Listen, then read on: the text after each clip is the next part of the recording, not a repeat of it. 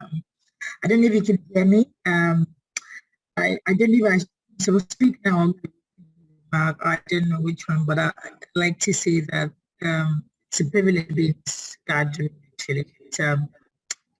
Especially in the context where young people in the continent where I come from, I'm originally from Nigeria, it's been interested in climate finance. I just give you a little bit of a story. I think Michael was talking about green bonds.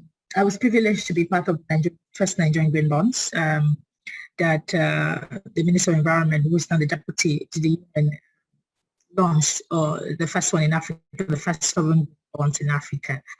I can tell it was a struggle to understand it, and my job was to communicate it with key actors that we know, including young people, private sector, mostly with the key target audience for bonds. It was the first time, and it was also interesting to see such an innovative idea be introduced in the context of Africa, where environmental issues were really growing, but environmental climate issues and finance was also a novel idea. So that takes me back to discussing the issues of capacity and understanding. I think as young people from Africa, the first thing we need to do is to understand our reality. What is the reality on the ground for issues of climate finance? And the reality of when that there is a lack of capacity from across all the sector, from across the generation, in terms of understanding climate finance is. And not just what is, but how it operates in country, whether it's from international development agencies or to the government. So that's one thing. So we need to understand what that is. And the also idea is that different rules in climate finance, the rules of the campaigners for government to get this money to do this project. And they also different rules for international organizations to deal with the capacity of the next generation of young leaders in the country to be able to move forward. I think, and there's also the issue of young people also trying to be able to provide solutions that can be scaled up with those funds. So those are three things I want us to realize. One, there's a capacity issue. Two, the ability to understand the role of each sector in climate finance in the country. And three, the opportunity that it presents for young people to bring solutions that can be scaled up, not piloting in that sense. I think one, the reality on the ground is that climate finance is a very critical issue to address climate action. I used to tell one of the word I usually use is that financing is action, right? Financing is action. Even in your private life, you don't have much in your life. So in climate action, finance is a critical part of that. But for us now in our office in the Secretary General, our climate finance is looking at how government in the pledge for the 100 billion pledge in the Paris Agreement would devote 50% of the climate finance for adaptation, mostly for vulnerable costs. I don't know what is the understanding level of the climate finance mechanism in the UN at this level, which is moving from the Green Climate Fund. That is one of the critical outcomes of the Paris Agreement, which is also technical in that sense. But I think at this point, this critical point now, we have to look at what's the context for Africa, which is issues of adaptation and climate justice. It's really, really important. But also not forgetting that the young people now that are leading in the continent will be the one to lead with the consequences and also with the leadership of climate action. So that's why it's important to build capacity to understand what is climate finance. It is. So,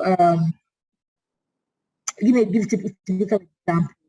What we are looking at for climate financing, and from the UN perspective right now, is that developed countries pledge 100 billion to have developing countries to adapt to the changing climate.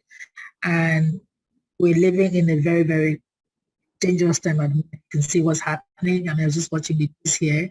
In Louisiana, there's a lot of flooding. So the IPCC report that was released a couple of weeks ago about the impact of climate change even to 1.5 degrees. So, and of course, people living in the reality of climate change. So I would like to say that it is important that young people engage, work together to push for government to release this money for adaptation. Because as much as we build capacity, if climate impact happens now, in the countries of Africa, the capacity to adapt is quite low. like for example, lack of insurance, lack of social safety net, emergency response system. Those are things that are really not working in that sense. So as much as we invest in trying to learn climate finance, it's important to understand what is happening on ground and what is most visible to do. So I don't know, again, additionally too is again, young people need to look at what solution can they have that people can invest in them to scale up to address climate finance. I think Leander talk about issues of trust. I mean, you have a product. Right, thank you so much. You have a product. I just want us to carry on, continue with the questions. We can add your remarks as we go on. I like what you said so much. Financing is action. Now we understand that there are three main financing mechanisms under the United Nations Framework Conventions on Climate Change, namely the Global Environment Fund, the GEF, the Global Climate Fund, the GCF, and the Adaptation Fund. Can you please share some light on these mechanisms and their unique contribution to climate change? Yes. So there are climate finance mechanisms. I would just pick two. One for you to understand, and one that is particular for young people. The Green Environment Facility, the GEF, it's what I think a lot of young people have benefited from, right? It's managed by UNDP through the small grant program. I know we talked about grant, but that is the reality. The Green the Green Climate Fund one is the one that is mandated in the sense that mandated in the UNFCCC process. That process is mandated for countries, private sector to work together to see how they can fund adaptation and mitigation in developing countries 50-50. And that fund, it's I think Michael was saying, is a fund where it's kind of very hard to assess if you don't have the right capacity and technology and technique to apply for them. So that's one. But the one I want to share that is more into this group is the Global Environment Facility, the GEF one. That has a component called the Small Grant Program for Young People, and that's managed by UNDP. And that one, young people can access them. And I think it's very important to know that because you can assess them to invest in your product to make a difference. In the UN, mostly we have UNDP, more of the UN countries offices that provide this facility. For example, in Nigeria, we have the small grant program that is in the UNDP that you can apply for grants, and they apply, and they fund a lot of projects. As someone who started activism in Nigeria, I think my first contact with the UN was through that grant program. Even though I didn't access it, but I know they was inviting that target young people to do amazing work on ground. So that's for me is very important for you to know, because the opportunity for you to tap in to build product and also scale up your product around environment. The other ones is mostly for Nigeria, for example. It's mostly where government, private sector, and other technical organizations to access this money to do. But those one has a lot of conditions that countries have to be met. A lot of conditions, a lot of them, and I think too, as we think about that, as the young people from we need to be to understand how it works, so that when we grow older, we'll be able to understand it and be able to assess them. But for young people who need to work on environmental issues, there are funding available for you. We just need to be able to know what the fundings are and have to apply to get them. So those are the two things I wanted to share to you. There is I'm going to put the link to where you can get this information on chat, and it's important that they exist. That's one. And two, we also have, not related to the UNFCCC, but we also have in the secretary where I work with, called the United Nations Democracy Fund, that provide funding for young people to work on democracy issues, that including climate, because climate change is one of the key priorities of the HG. And not just that, but young people in climate change as well is a priority of the HG itself.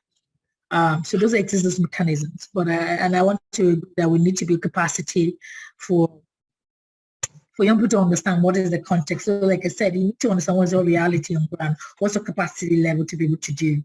And I think workshops like this, webinar like this is a good start, where dedicated learning webinar on this mechanism is needed if you want to be able to progress in climate finance.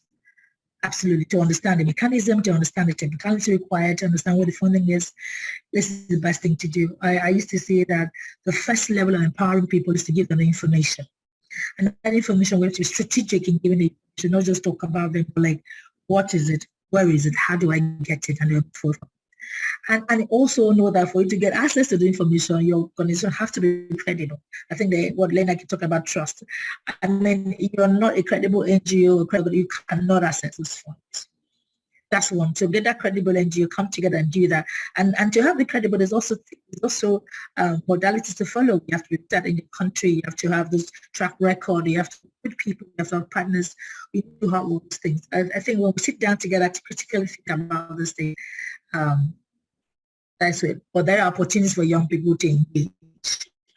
Just that the waiting for me is that, and I think my job is to help show young people where they can get this information, prepare themselves for that. So that's how I think I was happy that I was invited to this event. That's one. Then two, you can also come together and form an NGO organization that can do that together with your capacity and skills.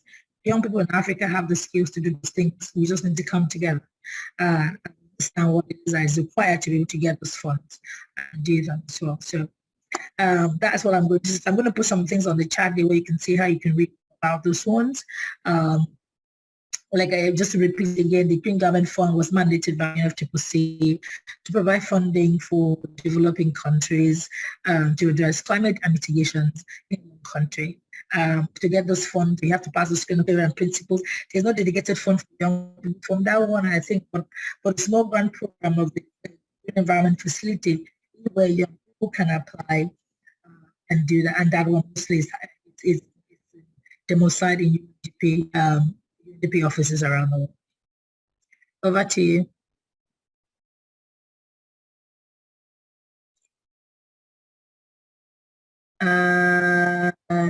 Moderator, I just want to hand over to you and just put something on the chat.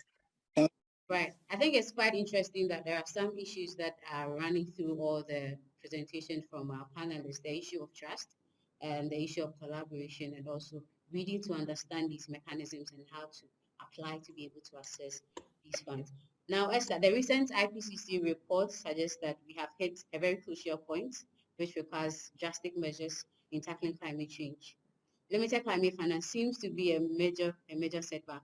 What should we expect from the upcoming COP26 conference in Glasgow when it comes to climate finance?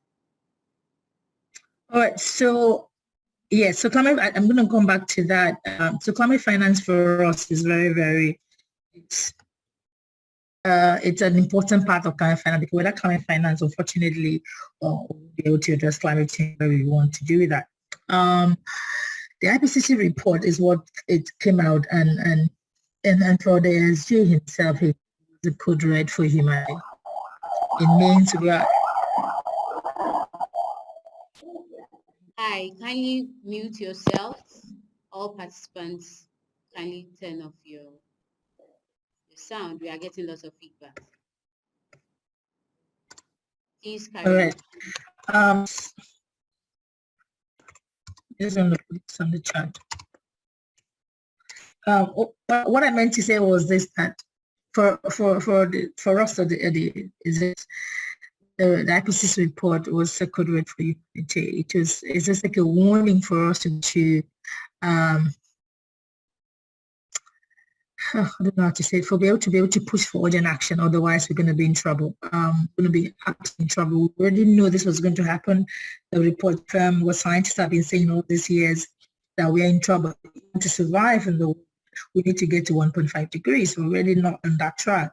And I think this COP, it came in a point where, as we discussed what is success in COP26, we need to do that because we need this money to be able to give people who are really on the front lines. This is why the climate finance is important for us, that funding for climate change from countries' budget, 50% of that should be on adaptation issues.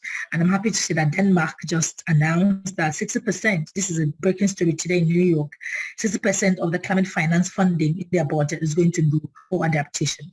So that is what the Paris Agreement is about. I think we can mute the person. Moderator, you can mute the person if we can. Yes. Okay. Right. So that's the news now. So that is what we're calling for. Like developed countries made a promise, all right, in the pledge to give 100 billion, and also activists, campaigners can also, especially for campaigners from countries, really, can push their countries to release money for adaptation, particularly in the budget, and that money meant for finance. 50% of that money should go to adaptation to support people in developing countries. For us, that's what will be success at COP26.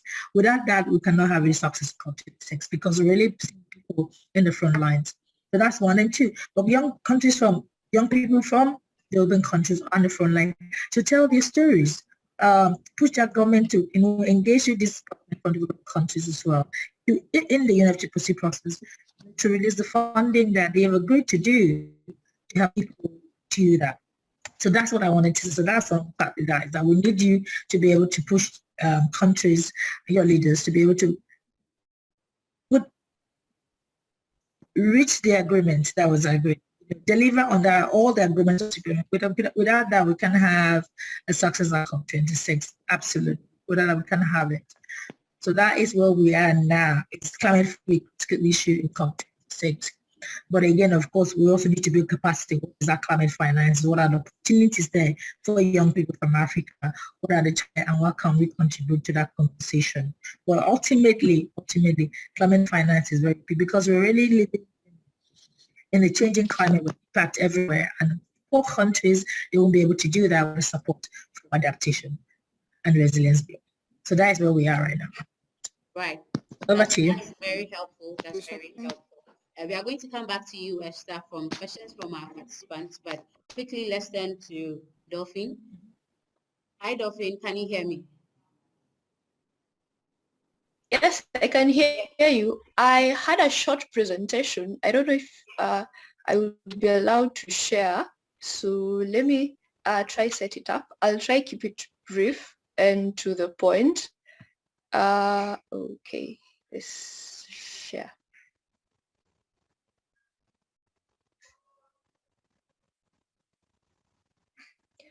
Are you able to see my screen? Yes, we can see it. Are you able to see my screen? Yes, you've started sharing your screen. Yes. Oh, what about my screen?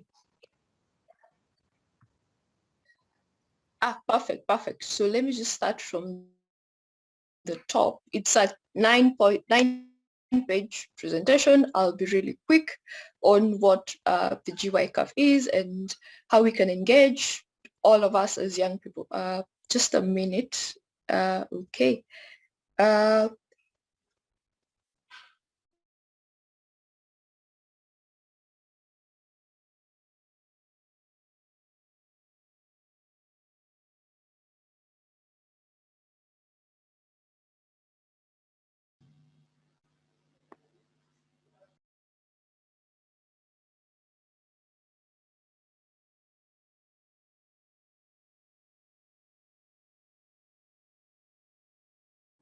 Hello, Dolphine. Can you speak whilst you try to share your screen because we can't see it right now?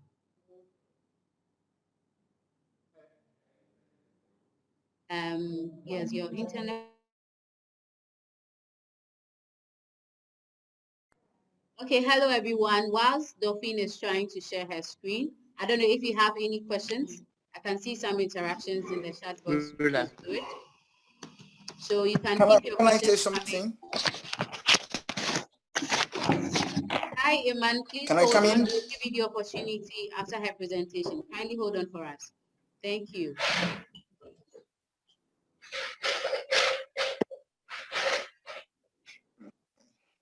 Thank you. Please type your questions in the comments.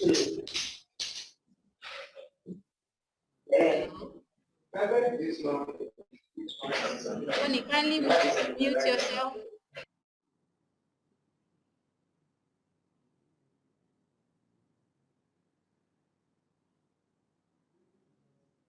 All right, I think we lost Dolphine.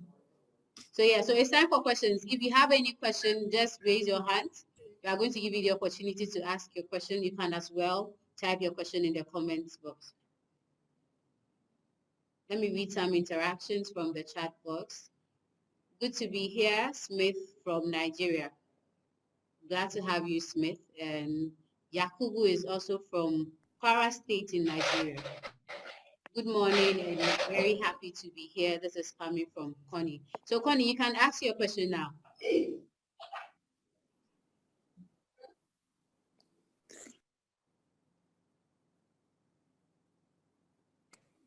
Hello, are you saying I'll ask a question? Yes, please go ahead.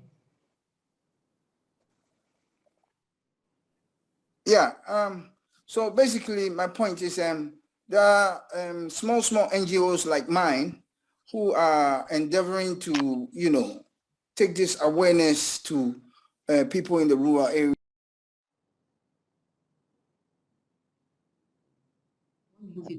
Hey man, you just went on mute.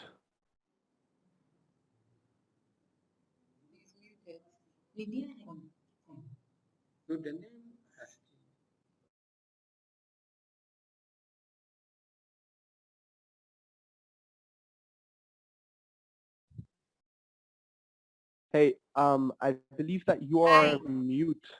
Yeah, we can't hear you, Connie. Can you unmute yourself? Also, please check your names. If your name is Gipsy Agbenefia, kindly rename because of the link you used to join.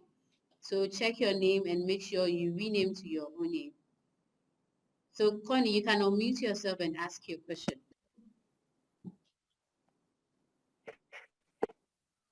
We still have people joining in as Gipsy Agbenefia. Kindly do well to change the names.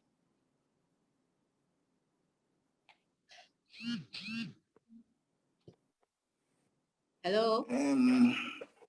Yes, I can hear you now. Yeah. Can I go on? Please go ahead. Go on. Hello, can I go on? Yes, Connie, please go ahead. I'm coming.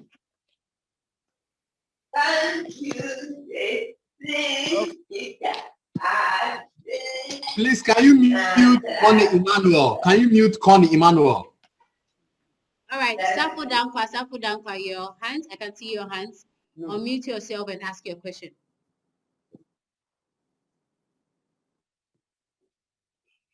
Can I speak now? Okay.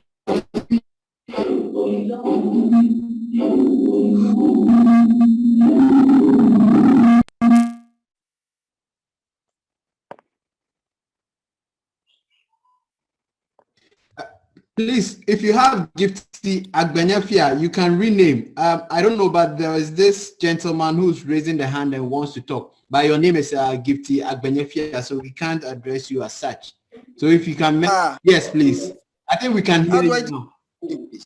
How do I do the renaming? Okay, please, you can talk. Just talk. Just talk. Okay. So actually, my name is Jonathan. Jonathan, I'm from Green. Go ahead and ask your question. I was trying to get on the meeting and okay, so one who connected me to, that's why I've come under this thing. But basically what I'm saying is, all right. So what I'm saying is there are small NGOs like ours who are endeavoring and struggling to take this awareness to people in the rural areas where media doesn't really reach. And we've been finding it very tough to do this without the funding and the donations to come in. So I'm asking, how can we connect to this kind of funding so that, we can also be financed enough to be able to do our work? Right, thank you. Respond to him then. On this, please go ahead, Esther. All right, I'm so sorry. I can respond to because this is one of the questions I was looking forward to asking, and I just want to, Jonathan, I just want to, my advice would be one thing first, right? Getting funding, there's a requirement to get funding. You have to first look at where is the funding that you want to get. You have to sort it out. You have to sit down and think about it. Nobody's going to give you money in your house. Nobody's going to bring money to you, right? So you need to sit down and say, where is the money that I want? There's a lot of money, there's a lot of funds that you can access. It's whether you're fit for it. That's one. Have the requirement to get this funds. Your passion is there. That's one is basically because that's why you're in this whole. But there are two things that require. Do you have the criteria to get this funding? Do you know the criteria in the first place? Do you know what is required to get this money? So the thing you need to ask, do you know where it is? So for example, let me go back to a small grant program, the one I just pasted in the chat room. That fund is for small grant, it's for fund organizations like you that are qualified to get this money. And this money will really take a long way to do amazing work. I'm telling you, I think this question you just asked, this issue is what the UN has really sat down and discussed and understand happened. And that's why they created the small grant fund for NGOs, civil society, local communities to get this fund. This is just one of them. There are thousands of them around. You just need to sit down and find it. Nobody's going to give it to you. Nobody's going to come to us and give it to you. You sit down and find it. When you find it, you need to study it. How do I get it? Because in your research, you definitely see the criteria, what is required to get this fund. And then if you meet this criteria, then you can apply. That's one. And then two, is what I kept telling people, if you're doing amazing work without funding, keep your records of what you're doing. Do you have a Facebook page? Which is easier. I'm not going to talk about website, which is a bit expensive. There are Facebook page where you can post all the things. I can tell you my own example. When I started Youth Activism, this was 10 years ago, we didn't have funding to our website. I went to Facebook. First, I changed my name to Esther Agbarakwe. Yeah, this was like 11 years. You see my name now. I changed it to Esther Agbarakwe. I already told you what I'm doing because there's a climate on my name. And then I started Facebook, all my activism on the work, we put them on Facebook. And then after that, we came together and formed the coalition. From the coalition, we run other things. So you have to like, where are you coming from? What is the resource available for your country? How do you assess them? So this thing, you have to do that yourself. Nobody's going to do it for you. And saying I know it's hard because there's a lot of people who are rather worried about food they want to put on their table than finding those resources. I know that Africa is suffering from so many competing issues, electricity, food, jobs, all of them, which can be very hard. But if you do these things, you can actually make a difference. And I think when you cross that border, you can do them. So they're already funding, you just need to find them. That's what I just want to say. And I'm going to try and list some of them on this chat now for you to read. What over to you, moderator. Okay, thank you. Maybe Thank you so could much I for that. just give also a comment? Yes, a quick response will do, Leander. Comment. Yes, to what you said, Esther. I think money is all around, right? There is money that can be accessed, but I think sorry, what was your name? Who talked before? Jonathan. Okay, Jonathan. Okay, yeah, Jonathan. I think I mean, this is something that we're looking at very closely at very early startups or whatever. We always believe that if you have a claim that is sustainable in the sense of also revenue-wise, right? I understand that maybe it doesn't matter at what scale it is. If you want an investment that actually helps you bring your actions further, you want it to be sustainable, because you don't want to, it's the worst thing if you always rely on other people. So are there ways that you can not only access a grant, which will help you maybe for, I don't know, a certain time of time, right? But it won't help you forever because the money will be burned.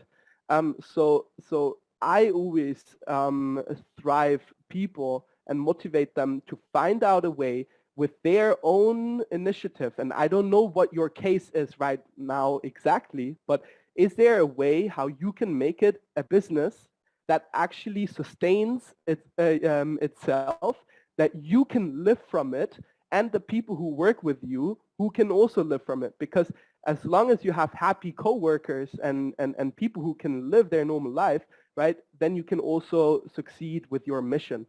And Right, we as 25100 or something are also here to provide these type of knowledges if in these cases, because it's not given that you know everything, right?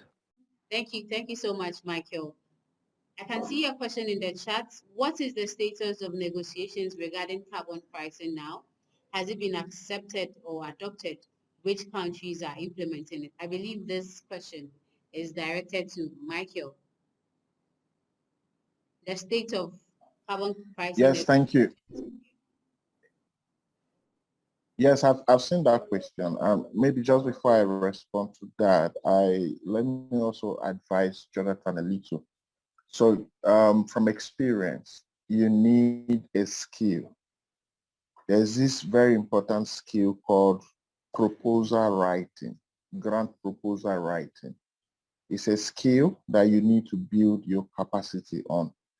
The SGP small grant that Esther talked about, I had opportunity of working with them at a time.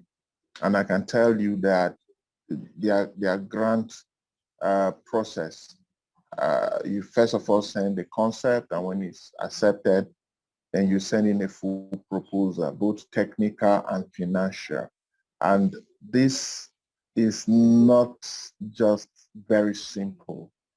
You need a skill to understand what you want to do, how is it going to impact people, what will be the outcomes and all of that. So I think that you just need to, and that's why we talked about partnership.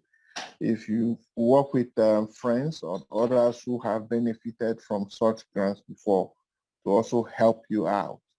For the bigger grants, like I said, there are consultants who help other countries or help the bigger organizations. It's not just one person sitting down to write grants. So yes, a few countries are pricing carbon. But majorly what we have are forms of carbon tax. In Africa, South Africa has a form of carbon tax. Colombia is doing a cap and trade, same as Mexico. It is just Canada that is doing the climate income, that is the carbon fee and dividend policy, which my organization is proposing. So yeah, so that's all I can say for now. Thank you. I've written a lot of proposals, and from what you have said, I've taken a little, but sometimes it's where to take it, and you know very well your proposals are very dear to your concept, so you don't want to just throw them out there like that. You want to give them to somebody who really will take it on, understands, will take it on, and will help you put it into implementation, you know. That's where. Okay, so. Hi, Eman. Please, I would advise that you adhere to the housekeeping rules or the rules for the meeting. Kindly raise your hands. We'll call you for you to ask your question. Don't just jump in, please. Michael, you can continue. All right, thank you. So my brother, I think that there are rules to everything. I had opportunity of working in an organization that review and support proposals. So if you just wake up and send in a proposal when it's not required, I can bet you that no one is going to look at it, or when it's not requested. There should be a call for proposal. Now, you need to take your time to read the requirements and the guidelines. This is a mistake that most people do. Your proposal can be, your initiative, your idea can be very beautiful, but once it goes against the guidelines, then nobody's going to look at it. Why? Because there are thousands. I mean, if you do a call for proposal in Africa right now, you know that you're going to receive as many as 1,000 proposals. What time will you have to take a look at all of that? So first criteria is who met the requirements. Those are the ones that will be looked at first. So it's not just about you writing an idea that you feel is very good to you, but to the donor, what does he want is what is more important. So you must do your research. Even if Esther says, write to SGP Ghana, there's SGP Ghana. And I know that the minimum amount they give to NGOs, small grants, is 50,000 USD. you must meet their criteria. Maybe this year they have a focus. Maybe their focus is on renewable energy. And then you are sending a proposal on waste because that's what you love. That means you've already failed. So I think these are steps that we need to, as individuals, as organizations. But I keep advising for young people, we need to work a little bit together. Working in silos don't help. Your strength, your weakness can be another person's strength. And so you come together. I know what Esther did while she was in Nigeria. I know how she was able to work with a lot of young people, Olumide, Ganzert, and many others. That is the power of collaboration. And so you need to do that. Otherwise, you just keep writing your ideas that you think are beautiful and nobody is just going to look at it. Thank you. Thank you so much, Michael. We've gone past our time, but kindly request that you give us 5-10 minutes. We are going to wrap up shortly. Hello, Dolphine. Can you hear me now? We're having a bit of technical challenges with your network. Yes. I'm sorry. I think it's because of the camera. Yes, it's a brush, not a presentation, a brush. I'll turn off my camera so that I can be able to share my screen, because I was told if you put on your screen, you put on your camera and your screen sharing, it might not augur well for you. So I'm hoping you can see my presentation, and I am going to rush through it. So my name is Dolphine. I'm hoping you can hear. My name is Dolphine, and this is my PowerPoint presentation. So the GYCAF, so the Global Youth Climate Action Fund, is an initiative that we're driving with my colleague in the US. She's called Maria Aumaome. That's our details. So quickly, I want to keep brushing it. So it's basically envisioning a fund where it captures all young people in the private sector, across all sectors. So it's looking to align with the 2013 agenda, the Paris Agreement, and the IPC. Actually looking to define global climate finance, because there's no global definition of climate finance at negotiations at global level. So it's basically there's no fund that specifically addressing young people, so it's seeking to do that. Youth climate acknowledge and reward resourcefulness of you. I think this is everything. So what we've been able to do, we began in June of 2020 up to where we are today. We are in the GYCAF readiness phase. Like the GCF has a readiness program, we are developing a readiness phase that of course involves a board, which I think some of you might have seen the applications around. So Africa is going to have 2 representatives, Asia is 2. Basically, we're also hoping to have people like Yungo within the board, and the Secretary General SG office of course have 2 positions within that particular board, and it's basically a lot of that. So the vision of the fund, so looking to mobilize $100 billion by 2030. So this is a race towards 2030 agenda. So looking at the youth right now, by 2030, which is also the deadline year according to IPC report, where impacts of climate change are going to become irreversible. So looking to mobilize resources so that young people now can basically start to prepare basically for the time in 2030, what the world would look like in 2030. So we have the first phase, the readiness program. So basically we're looking to establish the board. So the board is going to support in mainstreaming, addressing youth climate finance needs at regional level. That's Africa, Asia, Latin America, South America, basically across the globe. So the board member, then we have the GYCAF ambassadors, representatives from countries of the world. This is a COP agenda. Then we have the season 2 webinar series beginning on 3rd. Basically, we're going to have a session on financing the climate emergency. We have a couple of speakers, UNEP, IUCN, and the likes. We're also going to do regional focused discussion, I think 1 session. Then we're also going to have phase 2 of the fund, because it's a 10-year strategy, which is looking to look at investment. So we're going to have capital financing, debt, private sector investment, equity. Sorry, I won't go into the details because I know the time constraint. This was the application for the board members that we actually had up there.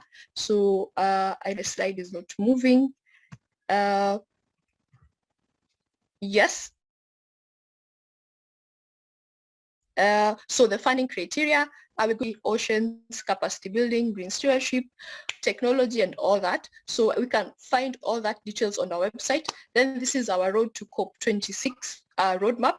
So we've partnered with a couple of people. Others are still joining. There's Drop Access, Like and Trust, Jeffy, Yungo, Ike, and a couple of series. So this is the season 2 capacity building webinar series. So we are going to have the webinar series. We're also trying to involve the March for Climate Finance. So we're going to look into that. Then the GeoICAF scholarship, basically support young people from across the globe to go to COP, and also the launch of the readiness program, basically to capacity build young people, which should be done with, of course, support of the board members. And for any questions, looking for partnerships, and email us. Website is there. Like I promised, 5 minutes. I'm hoping that I've made it under 5 minutes. And with that, I can stop screen sharing and I can hand over back to the moderator, because I know time is not on our side. So yeah, I could share the presentation and we could keep on with the discussion. So this is what I had to present. And Thank you so much, Dolphine. I can still see more hands. Safo, to ensure that we get enough interaction from the participants. Safo, please ask your question, keep it brief and simple. If possible, address it to one panelist and then we can wrap up. Okay, so I'll go straight to the point. We know that the US and most countries in the global north are major contributors for climate finance. So my question is, and then that most of them are also trying to broker peace in the Afghanistan war. So I want to ask that, how is this affecting, how are these two things, the rise in COVID-19 cases and the Afghanistan war, affecting climate finance currently? Okay, who are you addressing this question to, Safo? Esther will be okay.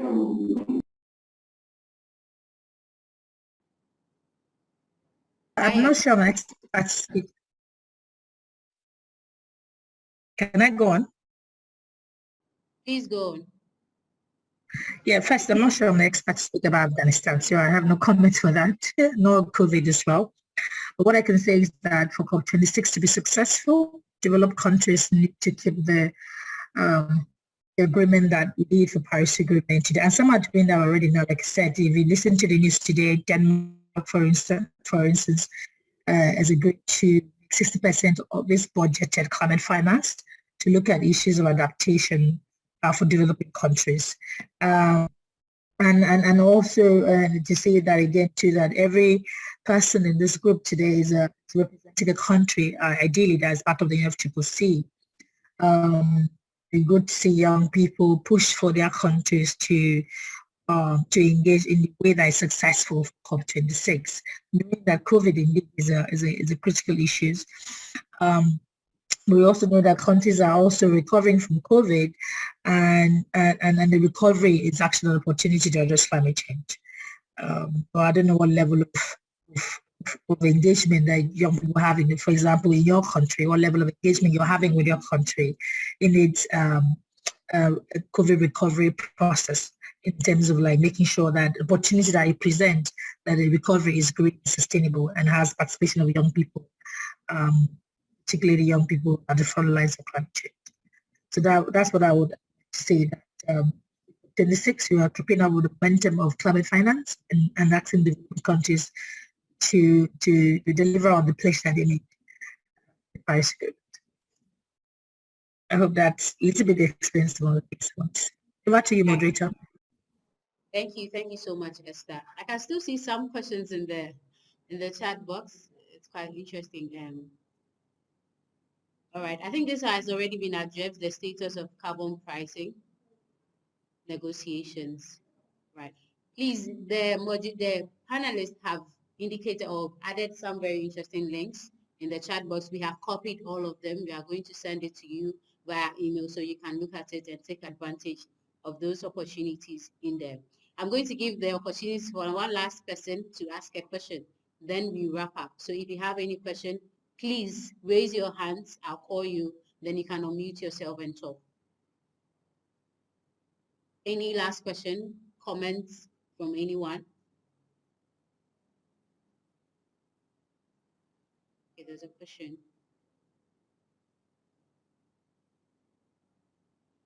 This question is from Yakubu. He says, how can Kwara State team get accredited for COP26? That's very interesting. I don't know if any of the panelists want to take up this question. How Kwara State's team can get accredited for COP26? Right, Esther? Yes, I think I can answer. Yeah, I think the Kwara State team needs to connect to the environment. I don't know if what Kwara State is as a state, as a national, or is it a state as an NGO? These are things you need to understand. For COP26 is it's a predominantly government-led event. So to be involved in it is just to be government level. But there are opportunity for non-state actors like NGOs and youth participate already. But for a sub-national like Kwara State, as a team to get involved with the Federal Ministry of Environment to be able to be part of it. And I believe ideally they are part of it. Someone says lost a little. Yeah, I don't know if Yakubu can provide that clarification, but before he does that, there's a comment from Matthias. He says the GYCF looks great, hope it delivers its objectives. The fact is, whatever good thing it will take to whip up youth development action is fundamentally needed over more. A lot still needs to be done. Of course, we can't overemphasize that point. A lot more needs to be done. Right, we are going to wrap up today's session. Safo, have you raised your hand again? I can see another hand, but we've run out of time, so we have to wrap up quickly. We are going to take some closing remarks from our panelists, very short remarks, and then we'll bring the meeting to an end. So we'll start with you, Michael. All right, so it's been an interesting day. I'm very delighted to be here. My closing remarks will be to thank everyone and to just add that there is a link that Esther shared in the chat box. The GGF funds, the Global Green Grant Funds. So you cannot access the funds as an individual organization. You need to be recommended. And two organizations that I know in Africa that currently recommends is the Africa Core Network and 350.org Africa. That's, you need an advisor. And this is also the power of collaboration and joining coalitions and networks that we talked about. So when you join networks and partnerships, instead of working in silos, you stand the opportunity of having more information that would lead you to getting your grants. So thank you very much, and do take care, everyone. Thank you. Thank you so much for joining us today, Michael. Dolphine. Let me just add to Michael before he goes. Beyond that, for the GCF, you need, when you have the proposal and the recommendation, you need the federal government to endorse the proposal. That's it. That's another thing. To add to that. So just since I have the floor, I'd like to also say that there are funding opportunities for you to do the work. You just need to sit down and find them. You find them, you study them. So there are opportunities there for grants. There's a Green Grant Fund, there's a small grant program, there's a lot of them. You just need to find them. Thank you. Thank you, Esther. I'll take that as there is money, but you just have to know how to find or fetch that money. That's quite interesting. Dolphine, your closing remarks. Thank you. I'm sorry we didn't have a chance to unpack the GYCAF properly, but I think we'll have better opportunities. I'll also share the presentation so that with the coordinator, so that it can be shared basically across with the young people. So the GYCAF, it is proposed to be a partnership between developed and developing countries, so basically Kenya and the US. But I think the narrative, the challenge that we've had basically is that people think it's a Kenyan fund, it's a US fund. It's actually not.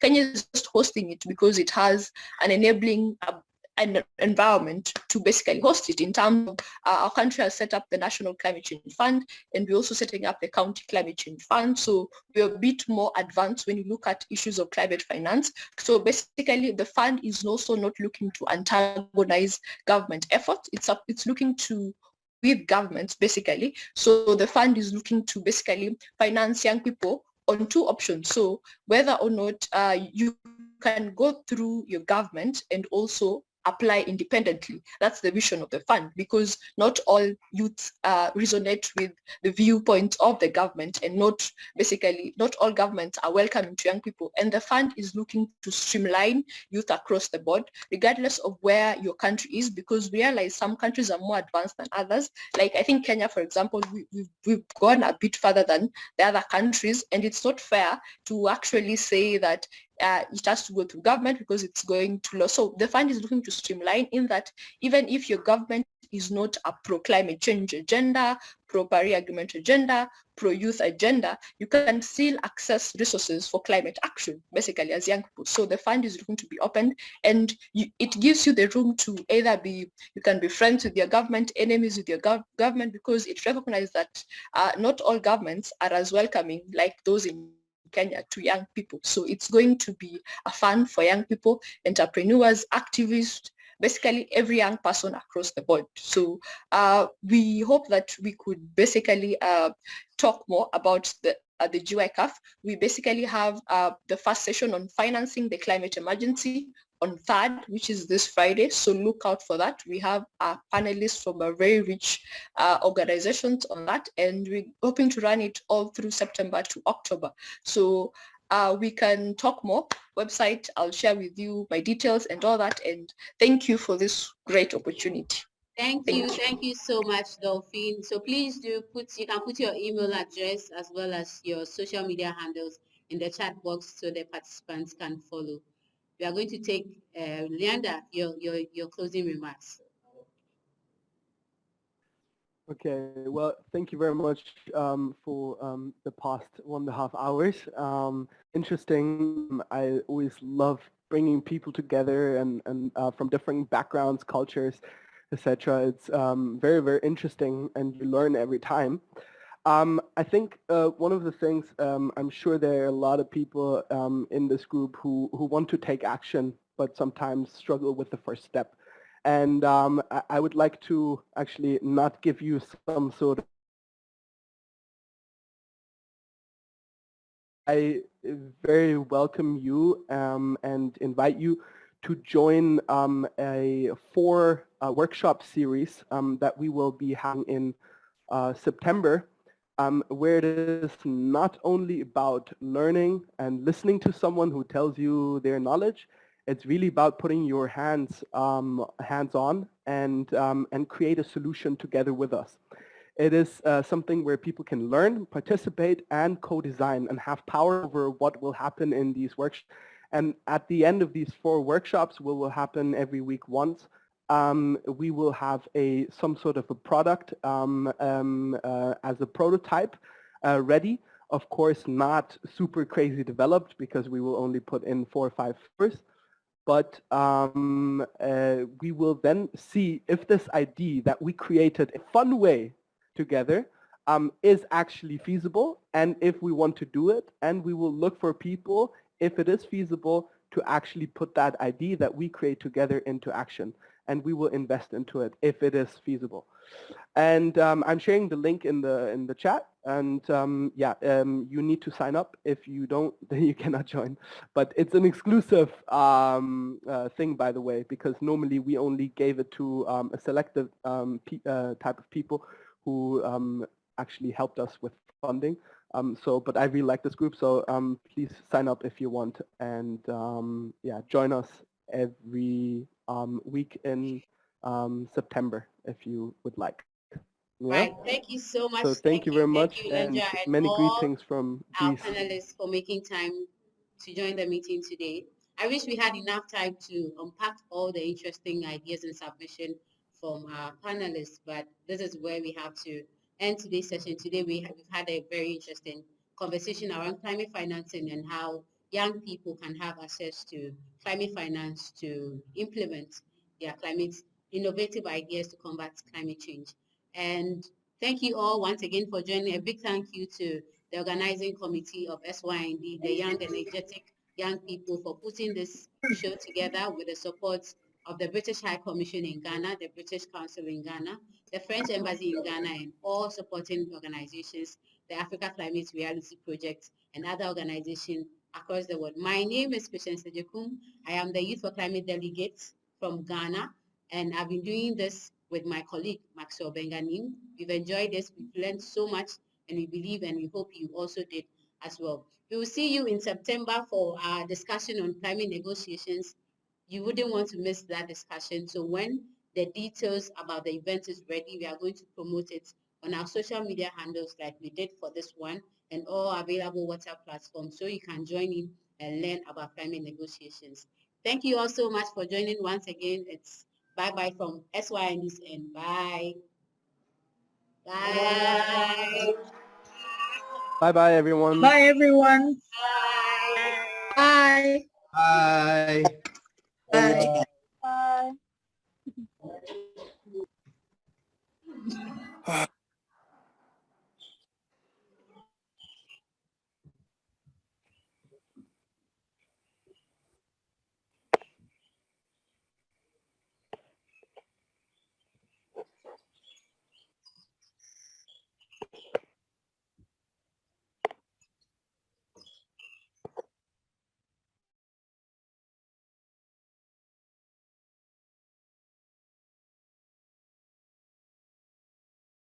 Oh, so now the meeting is over. You're not showing all your faces. That's nice. Okay. Have a good time. Yeah, hopefully they are going to show more in September. So as for September, don't wait for the meeting to end before you show your faces. We want to see your faces throughout. So we'll Miriam, where are you? Are you in Ghana here? Miriam. Mariama, are you in Ghana? Yes.